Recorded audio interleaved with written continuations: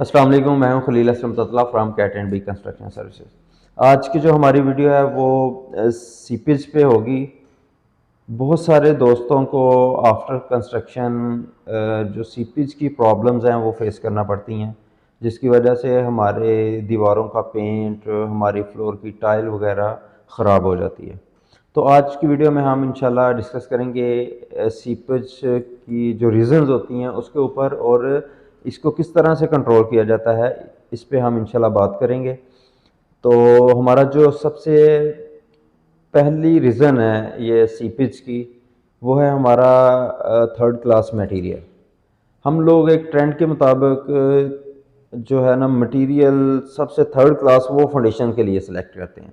हालांकि मेरी आपसे गुजारिश है, जो सबसे बेहतरीन मटेरियल है जो आपके बजट के अंदर आ सकता है उसको आप फाउंडेशंस के लिए यूज़ करें। ऊपर सुपर स्ट्रक्चर में या जो ऊपर वाला स्ट्रक्चर है उस पर आप उस पर भी वैसे तो कंप्रोमाइज़ नहीं करना चाहिए, लेकिन अगर फ़र्ज़ करें आपको बजट के हवाले से कुछ प्रॉब्लम्स आ रही हैं और आपको कुछ थोड़ा बहुत कंप्रोमाइज़ करना पड़ता है, तो वो आप सुपर स्ट्रक्चर पे कर सकते हैं, बजाय इसके कि आप जो है अपनी फाउंडेशंस पे वो कंप्रोमाइज़ करें। तो इसमें जो थर्ड क्लास मटेरियल है उसमें सबसे पहले हमारी ब्रिक्स आ जाती हैं। हम सेकंड क्लास ब्रिक्स सेलेक्ट करते हैं फाउंडेशंस के लिए, जिसकी वजह से चूँकि वो सेकंड क्लास जो ब्रिक्स है उसके अंदर वॉइड्स ज़्यादा होते हैं, उसमें पानी को स्टोर करने की कैपेसिटी ज़्यादा होती है, जिसकी वजह से हमें बाद में नमी जैसी प्रॉब्लम का उसको फेस करना पड़ता है। और दूसरा जो हम उसके लिए मोटर यूज़ करते हैं, हम फाउंडेशंस के लिए मोस्टली लोग जो मसाला यूज़ करते हैं उसकी रेशो बहुत ज़्यादा रखते हैं, 1:8 की रखते हैं या 1:7 या 1:6 इस तरह की। जबकि फाउंडेशंस के अंदर जो मोटर यूज़ करना चाहिए वो हमें अच्छी रेशो का यूज़ करना चाहिए, उसमें सीमेंट की रेशो ज़्यादा होनी चाहिए, कम से कम 1:4 रेशो का हमें उसके अंदर जो है वो मोटर यूज़ करना चाहिए।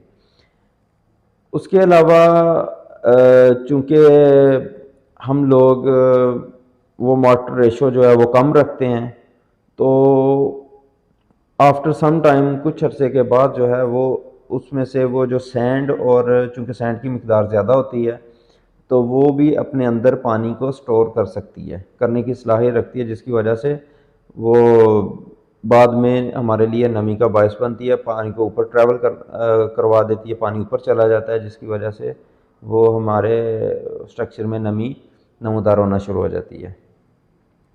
दूसरी जो रीज़न है वो है वर्टिकल डीपीसी। हम लोग मोस्टली वर्टिकल डीपीसी का यूज़ नहीं करते, इसको आमतौर पे ये प्लास्टर ही होता है, ये हमारी जो फ्लोरिंग होती है या जो हम डीपीसी डालते हैं उससे तकरीबन 2 से 2.5 फीट नीचे तक हमें वर्टिकल डीपीसी करनी चाहिए।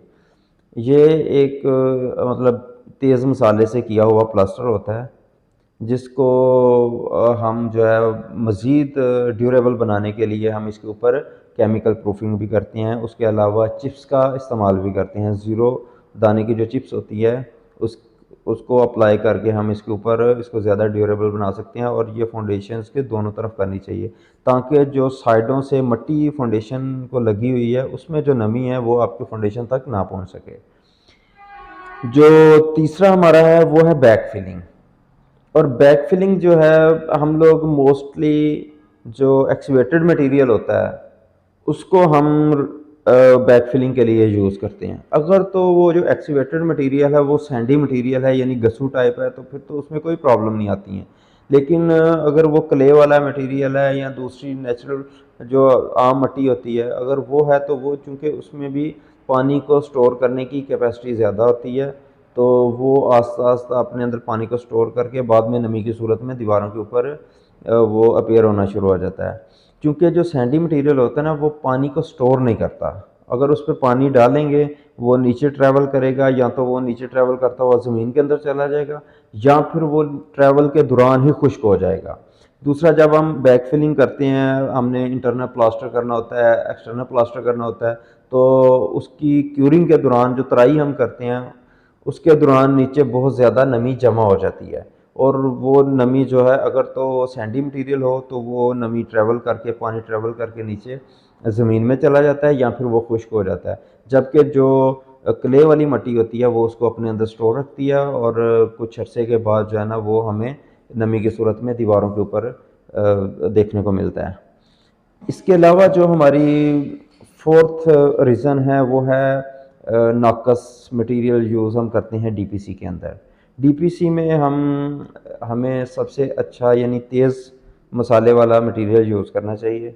उसके अलावा उसके ऊपर ट्रीटमेंट होते उसको ज़्यादा ड्यूरेबल और 100% वाटर प्रूफिंग के लिए डीपीसी काफ़ी नहीं होती, उसके ऊपर हमें ये केमिकल कोटिंग करनी चाहिए। उसके अलावा आजकल मेम्ब्रेन शीट यूज़ कर रहे हैं। मेम्ब्रेन शीट एक बेस्ट मेथड है हमारी सीपेज को या नमी को कंट्रोल करने का।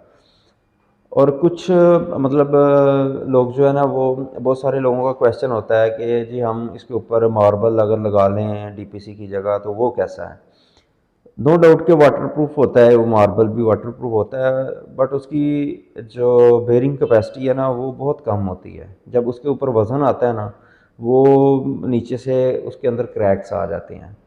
तो जो क्रैक्स हैं वो भी नमी को बहुत कम जगह चाहिए होती है जो है ना वो ऊपर दीवारों तक आने के लिए। वो अगर फर्ज करें वैसे अगर वो 6 माह बाद आती है तो वो अगर वो हमने मतलब उसको कम जगह मिलेगी वो साल बाद आ जाएगी, लेकिन वो आ जाएगी।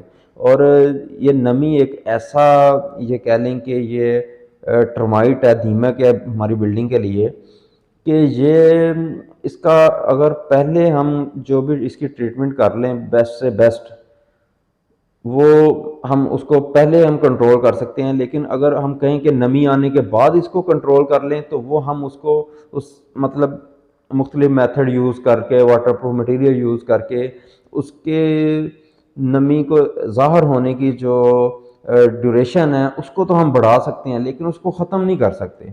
यानी फ़र्ज़ करें पहले अगर 6 माह बाद या साल बाद नमी जो है ना वो आपकी दीवारों पर अपीयर होना शुरू हो गई थी, तो जब हम ट्रीटमेंट करेंगे तो वो 4 साल निकाल जाएगी या 5 साल, लेकिन वो ख़त्म नहीं होगी। जब प्रॉपर इंजीनियरिंग मेथड से और प्रॉपर ट्रीटमेंट करेंगे फाउंडेशंस की तो इंशाल्लाह हमें लॉन्ग टाइम जब तक उसकी मियाद होगी हमारे स्ट्रक्चर की, तब तक हमें नमी जैसी प्रॉब्लम से जो है ना वो छुटकारा रहेगा और उसको इंशाल्लाह फेस करने की ज़रूरत नहीं रहेगी। तो आज की ये वीडियो थी। हमारी गुजारिश है कि हमारे चैनल को सब्सक्राइब कर लें और बेल आइकन को क्लिक करें ताकि हमारी वीडियोस बर वक्त आप तक पहुंचती रहें। नेक्स्ट वीडियो तक के लिए अल्लाह हाफ़िज़, अपना ख्याल रखिएगा।